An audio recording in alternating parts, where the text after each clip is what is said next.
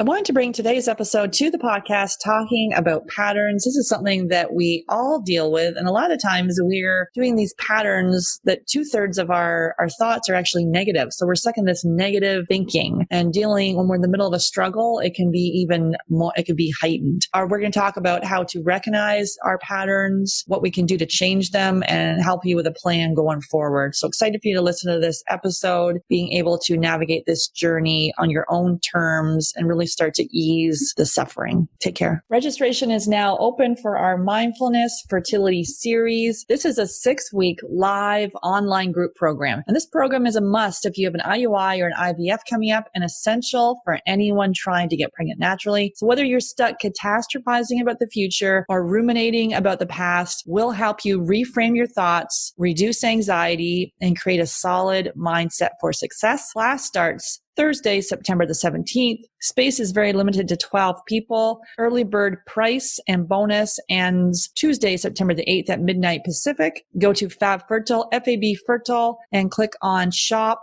Mindfulness Fertility Series to register. Go to FabFertile, F-A-B Fertile, and click on Shop Mindfulness Fertility Series to register. Hey there. Thanks so much for listening to the Get Pregnant Naturally podcast. And I've got a favor to ask you. If you are enjoying learning about the functional approach to fertility, consider going to iTunes and rating and reviewing the podcast. This is how it helps the show reach more people that are struggling with infertility, knowing that there's another approach that really can get to the bottom of why it's not working in the first place. So all you need to do is, if you're on the app or the desktop, just go in and consider leaving a 5-star rating and leave a review. And there is step-by-step instructions in the show notes showing you exactly how to do that. So if you can just take a few minutes, just take the few minutes right now. You can pause this recording, come back, leave the review. It would really mean the world to me and help others that are on the fertility journey as well. Take care. Hey there. I regularly speak with 5 to 10 couples per week who are struggling to have their baby. And although we want to help everyone, we only have 2 spots available per month to work with us. So the Supercharge Your Fertility Discovery call is for action takers.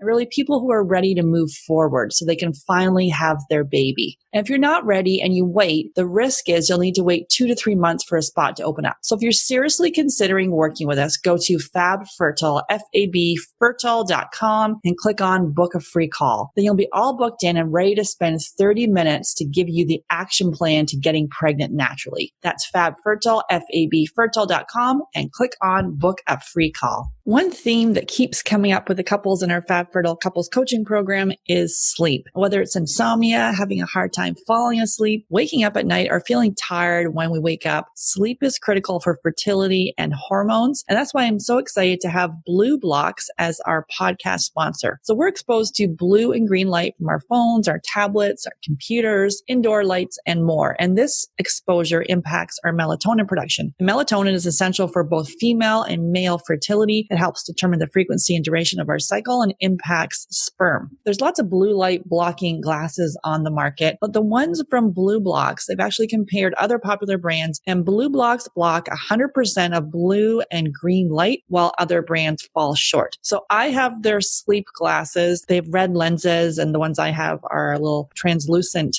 frame, and they're so stylish and really cool. And so they eliminate 100% of the blue and green light in the 400 nanometer to 550 nanometer range. So this is exact range that has been shown in clinical studies to disrupt melatonin and negatively impact your sleep. So all you do is wear your sleep glasses after sunset until it's time for bed, and you'll notice improved sleep after just one use. And it's also cool to use when you're flying for managing jet lag. So I got to say, I was a little skeptical about the noticing improvement after one use, but literally I use these glasses and my sleep is actually already pretty good. I used them for one day, and I have to say, after one day, I had the best sleep of my life. I just felt so rested. So these glasses, they ship free and they're tracked for all orders anywhere in the world. And also they have all their frames come in prescription, non-prescription, and reading glasses. Plus you can send in your frames and they'll add the blue light blocking and green light blocking lenses to your frame. So this is an easy hack that you can add to your fertility toolkit. All you do is go to BlueBlocks, BLUBLOX.com. Use the coupon code GetPregnantPodcast at checkout and receive a 15% discount. That's BlueBlocks,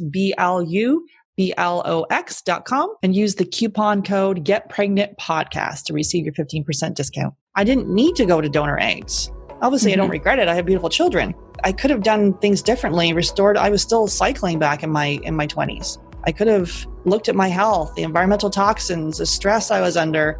Many, many women are being told their eggs are too old. That's often merely an assumption that's not based on actual evidence. The reason being that there is no direct test of egg quality. You can't test egg quality. It's the man who's got a food sensitivity or he has a zinc deficiency. Like there can be a root cause to these symptoms that are, quote unquote, period problems, that the doctor will pass you a pill without any question of why. And some part of you knows that if you can reframe your journey from not want to struggle, or if it is struggle, learn how to embrace the struggle. Learn how to embrace it. Most conditions in the child occur during the 9 months of development. It's the genetic switches are turned on or turned off, and they're pre-programmed. So you are in such a powerful, amazing position to do amazing things for your kids. Why is IVF the first step? Because we believe it should be the last step. Welcome to Get Pregnant Naturally, where functional medicine and natural fertility solutions will help you get pregnant and have your baby.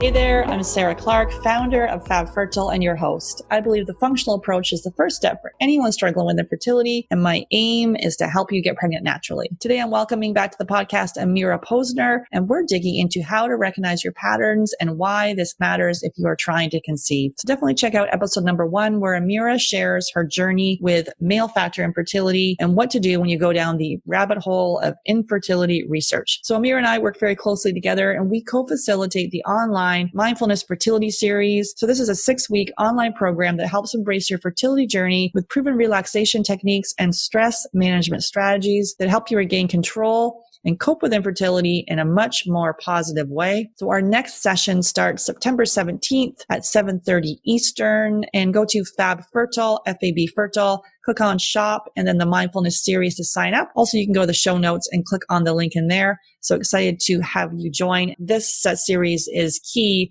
if you have an IUI or an IVF coming up shortly, and also if you're trying to get pregnant naturally. So Amira is Healing Infertility's lead counselor. Amira is a professional therapist with a Bachelor and Masters degree in social work from the University of Manitoba. And she also has formal training in hypnotherapy, Reiki, and the relaxation response. And thanks so much for being here. I'm truly grateful that you're here listening to this podcast, and thank you again. And make sure you hit subscribe. And if you know someone else who is on the fertility journey, please share this podcast with them.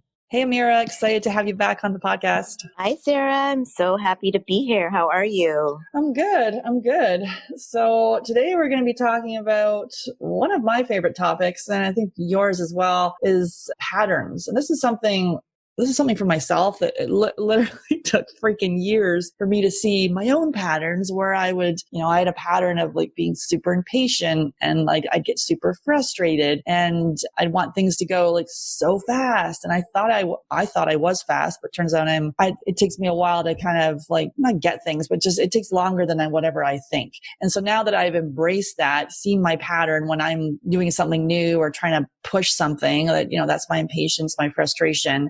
And then I'm able to just pull back, and it makes the whole thing not as frustrating. So this can be, similar to the fertility journey as well, right? Where there's a lot of uncertainty and there can be impatience. I see this all the time. People coming in like typically type A's and like pushing and wanting controlling it. Yeah. I just want to talk about how we can get stuck in patterns that may not be helpful. What's your take on that? Yeah. So oftentimes like this fertility journey, it's the exact vessel that we can see all the patterns that we've had since we were young reappear, right?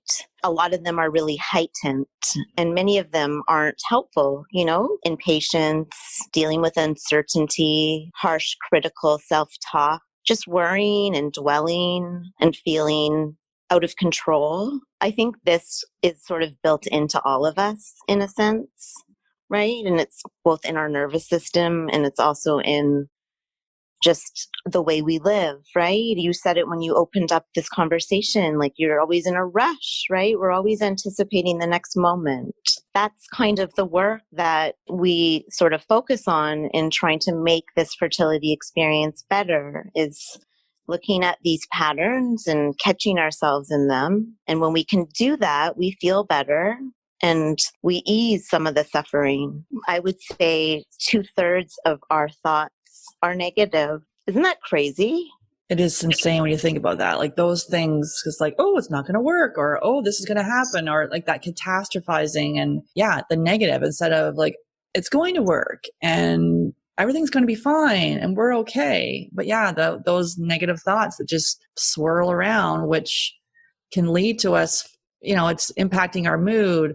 I had this for years. It was also related to some food sensitivities and gut infections, but like irritability. And then also, like damaging like feelings about yourself. If you're constantly that little voice when you are not that voice in your head, but that little voice talking away to you, just talking complete crap. And then all of that, as we know, it can flood our body with stress chemicals, with cortisol, and impact our fertility. And it's easier said than done when we're like, okay, let's not worry. And that just makes us worry more. Yeah, I think one of the biggest patterns I see is just kind of that chasing that sort of illusion of happiness. And in this case, it just happens to be pregnancy and baby. And I had this reminder this past week when I got a call from this woman who had a 5-year journey to get pregnant. And then she was successful through IVF. And I saw her individually for counseling. And she also did one of our groups. And she had her baby boy in June, and she was so happy. But she was also experiencing postpartum, a really bad case of postpartum, feeling very anxious and overwhelmed. And when we were able to look more closely, we discovered that one of the reasons why is because she spent so long trying to get to this place of pregnancy. And she then was pregnant, and throughout the pregnancy, she, was also very anxious. Could my body hold this pregnancy? And then when she finally did have the baby, she never really imagined that moment and that transition into motherhood. So she wasn't prepared. I think we can take this as, yes, this desire and this longing to cope, to create a life is part of all of us deep inside. But I feel like when we yearn for it so badly, it changes. Do you know what I mean, Sarah? Yeah. And it's an all consuming thing. And we see this a lot. I experienced it as well because of that, my planning ways of like, this is how I want it to go and I wanted to control it. And then if this didn't work out, I would do plan B, C, and D, E. And then as you're saying, our happiness and joy can be put on hold as everything, and we feel stuck. Everyone else is moving on with their lives. And we're stuck here. And then we haven't even, and then we do get pregnant, I have a podcast on that, actually, the early weeks of pregnancy after infertility, because it can be extremely nerve wracking, not for everyone, but for some people. After years of trying to get pregnant, then you are pregnant. And then there's a worry that, what's going to happen? So being able to get support during the early weeks is key as well. And as you say, sometimes people, and I work with people too, couples, being able to visualize the baby, like they even to visualize themselves pregnant, visualize themselves with a baby, visualize a toddler, all of that becomes clouded because it's like so focused on, let's get this thing to work and the eggs and the sperm right now, and the future, we can't even go there because it's painful. So you're protecting yourself. Can you talk about that a little bit, like how we protect ourselves? Yeah, it's also a natural mechanism, and we just, we don't allow ourselves to go to that place of a knowing. I call it a place of knowingness. And some are able to sort of see it and make a vision board and, envision certain things, whether it's them pregnant or pushing a stroller or being discharged from the fertility clinic. But others have a really hard time connecting with that. And it's like this protection overcomes them. They want to, in case in the end the outcome isn't positive, then they already sort of resolved it and dealt with it by not getting excited. And I don't necessarily think that's the way it works with this journey. I think one of the ingredients for success is envisioning yourself and seeing it, like the law of attraction and The Secret. You've seen that. We've talked about this before. So I think you really need to believe that it's going to happen, and you need and there's things that we talk about in our group that you can do to get you to that place. Yeah, because I saw a post this week actually someone put up, and it was about being realistically optimistic. So being very realistic, which in there, that's very pragmatic. And I can be that way too, but also very guarded. Right. Because it's like you're trying to protect yourself, because what happens if it doesn't work? Then you're going to be this pile of mush on the floor. But then being guarded is not opening yourself up to the possibilities of, because a lot of the time we're trying to control the timing. Everything. We're trying to control it. We're not opening to the possibilities, which is easier said than done, right? I'm like, do you want to hear something interesting?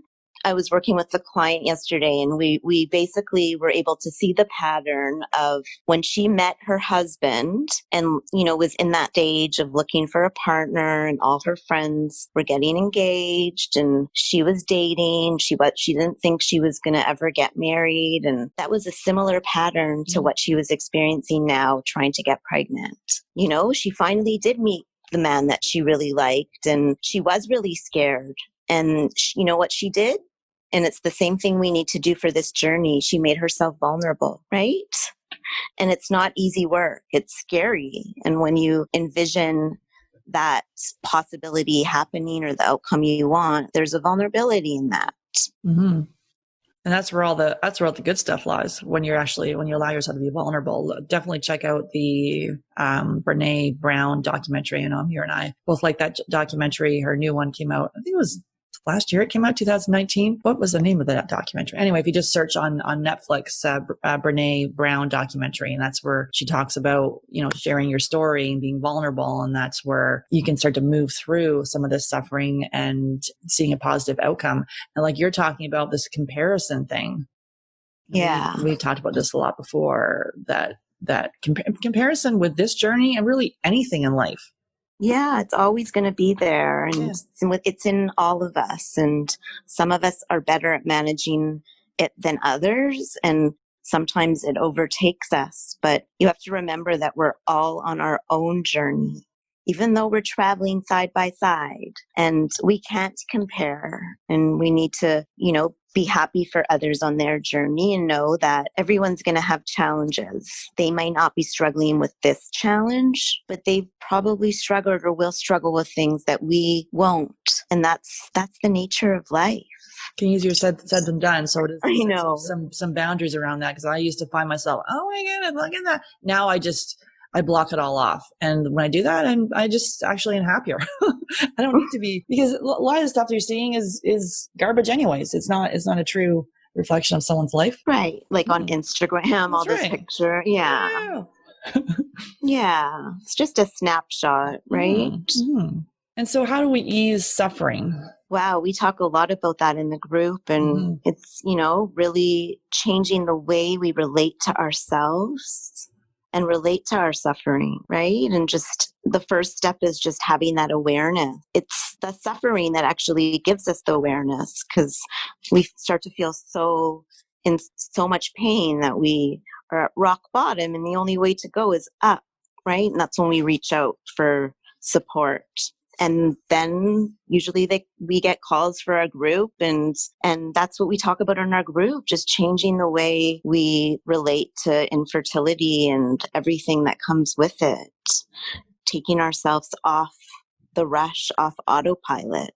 First step is awareness, and then the intention to want to change the thought or habit. And then how do we override that automatic pilot, get to the thinking brain, and then developing a plan. So it's very action oriented, because a lot of times, I think a lot of times we're on automatic pilot and something happens, we're triggered, we go down in that deep hole, and we may stay down there for, minutes, hours, weeks, months. So it's not to say everything's going to be perfect and you just, go along with life, but it's like, how long do you stay down there for? And it's the awareness of like, oh, wait, okay, well, that's what happened. And because that triggered me, and then being able to really rewire the brain. So so the first thought, and noticing that it's just a thought. Can you talk about that? We talked about 2/3 of our thoughts being prone to negativity.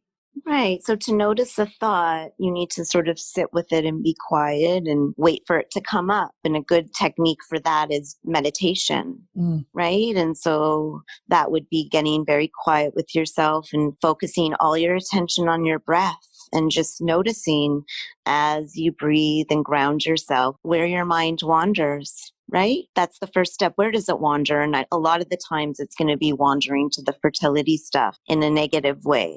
And so we practice through meditation and mindfulness, just letting these thoughts come and letting them go and returning to our breath. The more that we can practice that, that's the new circuit that we're developing. So we're responding to our thoughts differently, not as urgently, in not such a stressful way. Mm-hmm. Yeah, because sometimes we can be in that meditation and we're actually not even in the meditation. We're off planning our to-do list, planning the whole entire day, thinking of maybe if we have appointments or our period or cycle, all these different things that are going on in our head. So every time you come back, it's mindfulness. Every time you come back and noticing the thoughts, and we talk about too, like throwing them up, put them on a little cloud as they float away. Yeah, or a conveyor belt, because they will come back. Oh yeah, they're coming back. And then, so when you have a negative thought, there's other things to do to be able, and we talk about this in the group a little bit too, well, a lot actually, in more detail, but you can have a negative thought and you can say to yourself, either drop it or negative thinking. Right. Or just blow a kiss and let it go. Right. Because it's not just, we can't be harsh on ourselves for these thoughts. To some extent, they're involuntary. I like the one of drop it. It's like, drop it. And sometimes if you do it, drop it all day long, you're realizing all these negative things or those worries. Like either it's the ruminating about the past, catastrophizing about the future, which is typically where more people will hang out. But yeah, drop it. Or as you say, blow it a kiss. Okay, there it is. Okay. Just keep coming. Goodbye. See you later. Yeah. And this is from Kristen Neff, PhD, and she has in her book, Self-Compassion. And so you can also give yourself that comforting message. So this is, and we talk about loving kindness in the group as well, but this is a nice message. So this is a moment of suffering. Suffering is part of life. May I be kind to myself in this moment. May I give myself the compassion I need. And just saying part of this, like a mantra like quote, such as, may I be kind to myself, can be helpful. So helpful, right? Because it just averts your attention to more positive self-talk, more compassion, more love, kindness, right? We're not judging ourselves. We're not thinking negative thoughts. We're just kind of bringing peace to it. Or another one we can say is, this is really difficult right now. How can I comfort and care for myself in this moment? Right. So connecting again to yourself. What do I need? What do I need so I can move forward? How can I bring myself back to the moment, right? This is difficult, but difficulties are embedded in life. I saw this before and I'm going to see this after. I love, the question we talk about, how would you treat a friend in a similar situation? Putting it outside of yourself, or seeing a little version of yourself when you were 6 years old and channeling some self-love and kindness towards her. Yeah, it's interesting. I have this and you can even, if you put together an altar for yourself and have maybe a little picture of yourself when you were little. I have this picture of myself I don't know. I must have seen this picture a million times from my mom, but it's like a picture of me when at 5, like sitting in the grass and I had scissors. I remember it vividly, like cutting the grass. I love to sit there with scissors and cut grass. Like I was doing, but it was like so much fun. I was really happy there. So one of those, if you had like a happy childhood moment where you look back and, you're saying all these negative things to yourself, and how would can you talk a little bit about that, about visualizing yourself as a child and what you can kind of use that to? I think when you visualize yourself as a child, there's a natural tendency to feel love. I don't know why that happens. I think it's just a natural mechanism, and I encourage you to try it, to think of yourself when you were little, and you can create the whole scenario, but picture yourself as a younger version, and whether you're comforting that person and through their suffering or guiding them, it's almost like our inner child. It's so interesting when we can put that outside of ourselves. Mm-hmm. Mm-hmm. And another one that we talk about in the group too is we have an exercise in talking about, are you having a pity party? or self-pity. So I'm just going to read something about here. So when individuals feel self-pity, they become immersed in their own problems and forget that others have similar problems. They ignore their interconnections with others, and instead they feel that they are the only ones in the world who are suffering. Self-pity tends to emphasize egocentric feelings of separation from others and exaggerate the extent of personal suffering. Also, self-pitying individuals often become carried away with and wrapped up in their own emotional drama. Right. So that can be a hard one to hear, though, too.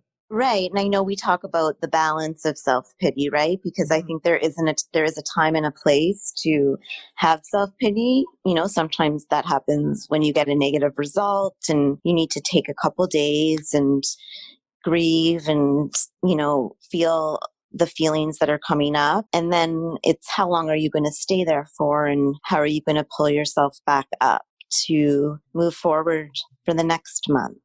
You know, self-pity also comes when we are triggered. You know, we go to an event or see a pregnant woman, or a friend announces something, and, you know, we immediately feel a pang in our heart.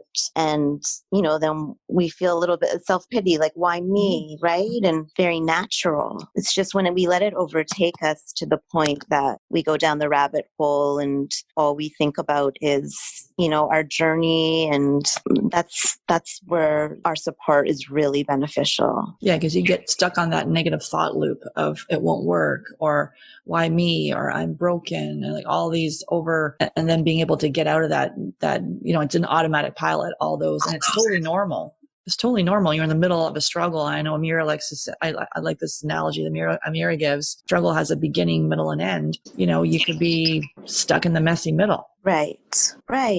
And so, yeah, so it's finding these different ways of relating to yourself. And these new ways aren't, you know, just for this journey, although that's what they are right now, but they'll carry you through future problems that come up in life. It's just creating a new lens or a new way that you relate to the world.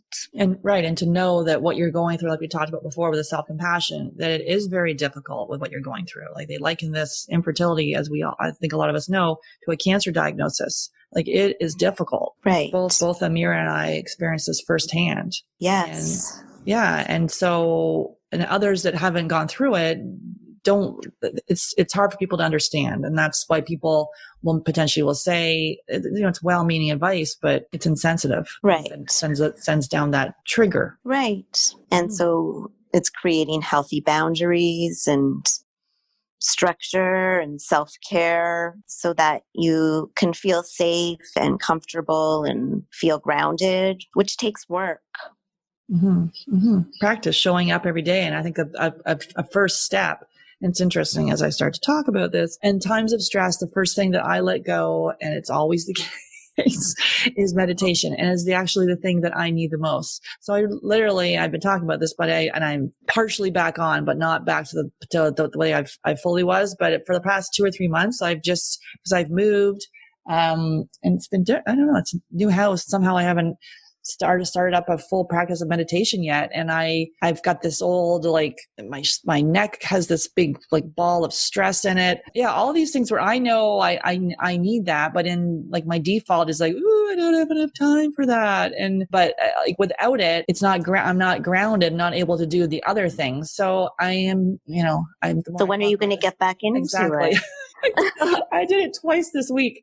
So that's a start. I know I'm back on it, but it's interesting how, because I was like for years, like on it, and then a break in my patterns. And then also, you know, a break in what's happening in the world. My husband's in the house now, and it's one long conference call, but you know, those are excuses. That's excuses. Right. And I'm like, it's interesting because I'm such a person of action.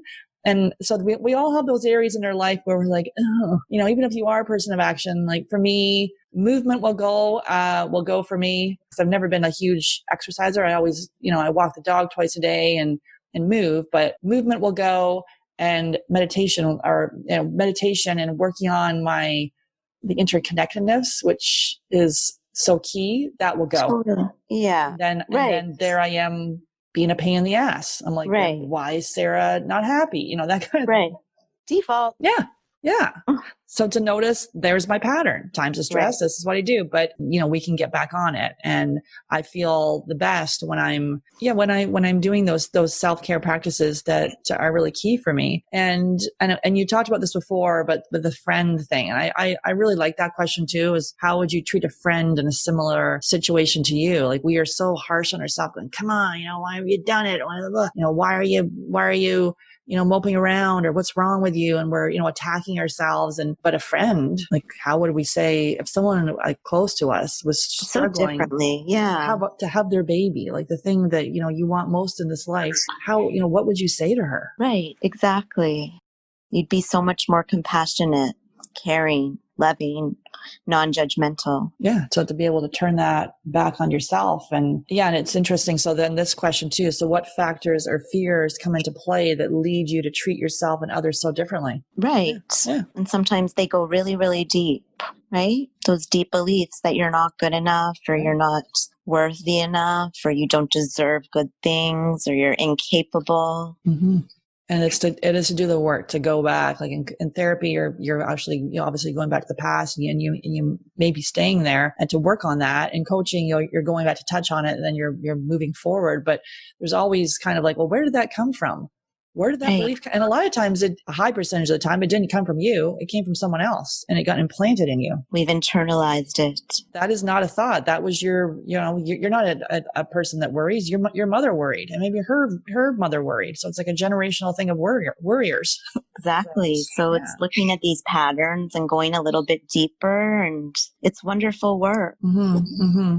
Yeah, and it is a continual thing to see, because we're all doing the best we can every day. So it is each day just reconnecting. What can you do? Where can you show yourself some self-compassion? Where can you go, wait a minute, the boundaries, the comparison, and to see for me, that is that impatience piece. And I'm like, I used to visualize myself like literally banging my head against the wall, like banging. I'm like, what's going on? I'd be like so frustrated. Mm-hmm. And now I'm like, no. Yeah. Now I just, because it only, no one else it was only, making me feel so tense and so angry. Right. And when you stopped banging, you probably felt such a relief. Yeah. So do you have any books or websites or app or documentary, anything that you're like just loving right now that you're obsessed with? Yeah, I really I know we talked about this. It's also on Netflix. The Heal documentary? That's a really good one. Mm-hmm. So it brings in different, the spiritual and the physical and the mental, and how it sort of all comes together. It's in the mind-body connection, and they interview many different professionals. We watched that recently. It was really, really good. Yeah, I like that one, because there was a woman in there. She had a cancer diagnosis, and she had eaten, I think she, drank all the green juice, did all the supplements, like just ate this perfect diet, but she still had some toxic relationships and toxic thoughts. And not until she worked on those did she have true healing. Mm-hmm. Mm-hmm. So I also watched recently The Secret. It had this sort of offshoot story with Katie Holmes. It's called The Secret, Dare to Dream. It's like a love story, but they brought in concepts from The Secret, where they, point out how our thoughts impact our reality. And then, part of the story shows that. It was really cool. And it was a really beautiful love story. Oh, that's nice. Yeah. Is it on Netflix, or where's that? Yeah, it's new. It's on, actually, I don't think it's on Netflix. It's on, I'm not sure where we saw it. Apple, maybe. Oh, okay. Yeah. So it's good. Yeah. And also a good book that I interviewed Dr. Emma Brzezinski, and she's a therapist and takes a shamanic perspective. And so really looking at the spiritual nudges around you and your spirit guides. And she had recommended Spirit Hacking by Shaman Durek, or is it right here? Yeah, Shaman Durek. And it's interesting because that book appeared a whole bunch of places for me. Anyways, I finished it, and it's like spirit hacking, obviously spirit, I like biohacking and spirit hacking. it's a really, really good book. That's just so interesting. Oh yeah. And he talks about like protecting yourself from news. And even he said, like, we've been hypnotized by music too. Like, what are we, it's interesting. I used to joke to my kids that I knew like the words to every song. Okay. That was obviously an exaggeration, but I love singing poorly, but yeah, like, and for the longest time, I actually never, this is funny. I was just like enjoying the song. I never really listened to the lyrics. But yeah, and he talks about being negatively hypnotized, and we talk about this as well in our group by music. And what are we saying when we're repeating these words? And so listening to uplifting stuff. That's interesting. He said he only listens to country music. That's so, because I guess he finds it's more of stories and although there's it impacts us. It's just it's talking to us. It's talking to our bodies. Yeah. So to listen to uplifting, that's when if you do like if some of that singing bowls or some of that really uplifting music, it hits you on a different level and a different vibration. So yeah, to what you're listening to is key. So so excited. Our Mindfulness Fertility Series, we are launching this again. I think this is number 8, the 8th time that we have run this course, and early bird registration opens today, September the 7th. And yay! And it closes, early bird closes on the 8th. So we've got 2 days to get your early bird bonuses and price. And there's a VIP option as well. And the course starts on September the 17th. So that's Thursday, and at 7:30 Eastern. And so we have room for 12 people in the group. And this group, like Amira's run it for years in a hospital fertility clinic setting. We've run it online. As I say, this is the eighth one that we're doing. Lots of success stories, but also, like we talked about, being able to reframe thoughts, reframe this journey, just looking at things in an entirely different way. And I really do find these tools are life-changing, and it's not to integrate them all at once, but it's like to take some of the ones that feel right for you and then just keep doing the best you can every day. Anything you wanted to say about the series, Amira? Yeah, I'm so excited to be doing it again. And I think you really said it well. It's an opportunity to change the way you're relating to this experience and to better yourself and to better your thoughts and to come back to some semblance of peace. I think I'm so excited. Yeah. So if you have an IUI or an IVF coming up, this series is a must to be able to visualize it working. Like our recommendation is not to make big dietary changes and functional testing. If you are finding that IVF or IUI is where you want to go, definitely a mindfulness course is a must. And if you are trying to get pregnant naturally, this is also to be able to include this in your toolkit is key as well. So you just go to the show notes and click on the link in the bio there, and you can sign up. And thanks again, Amira, for coming on. And definitely check out Amira's episode. One of our more popular episodes is Going Down the Infertility Rabbit Hole. So check out that episode as well. So thanks again, Amira, for coming on. Thank you, Sarah. I'm so excited to do our group in a couple weeks. Awesome. Registration is now open for our Mindfulness Fertility Series. This is a 6-week live online group program. And this program is a must if you have an IUI or an IVF coming up, and essential for anyone trying to get pregnant naturally. So whether you're stuck catastrophizing about the future or ruminating about the past, we'll help you reframe your thoughts, reduce anxiety, and create a solid mindset for success. Class starts Thursday, September the 17th. Space is very limited to 12 people. Early bird price and bonus ends Tuesday, September the 8th at midnight Pacific. Go to Fab Fertile, FAB Fertile, and click on Shop Mindfulness Fertility Series to register. That's go to Fab Fertile, FAB Fertile, and click on Shop Mindfulness Fertility Series to register. Melatonin is important for female fertility. It helps regulate hormones and maintain the body's circadian rhythms. Plus, it helps determine the frequency and duration of the menstrual cycle. Plus, it impacts sperm count and motility. Blue and green light negatively impact our melatonin production. That's why we recommend Blue Blocks, blue and green light sleep glasses to all our one-to-one clients. Simply go to Blue Blocks, BLUBLOX.com, and use the coupon code GetPregnant Podcast at checkout to receive your 15% discount. That's BlueBlocks, BLUBLOX.com, and use the coupon code GetPregnant Podcast.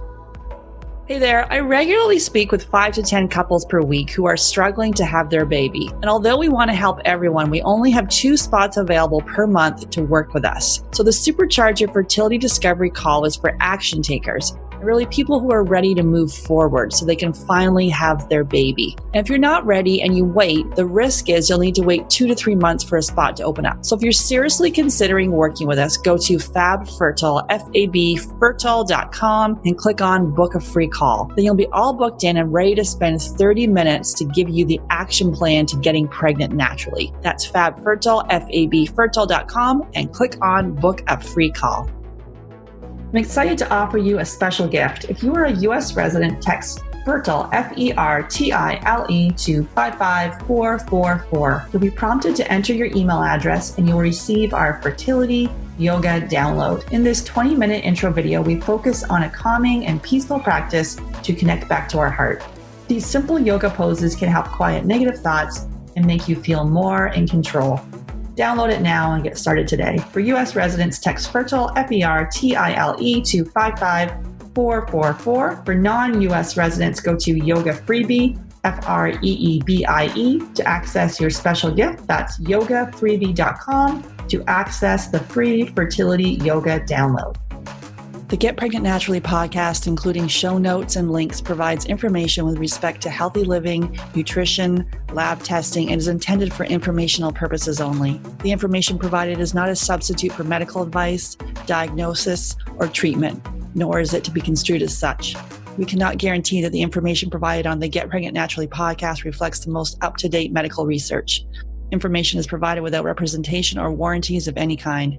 Please consult a qualified physician for medical advice and always seek the advice of a qualified healthcare provider with any questions you may have regarding your health and nutrition program.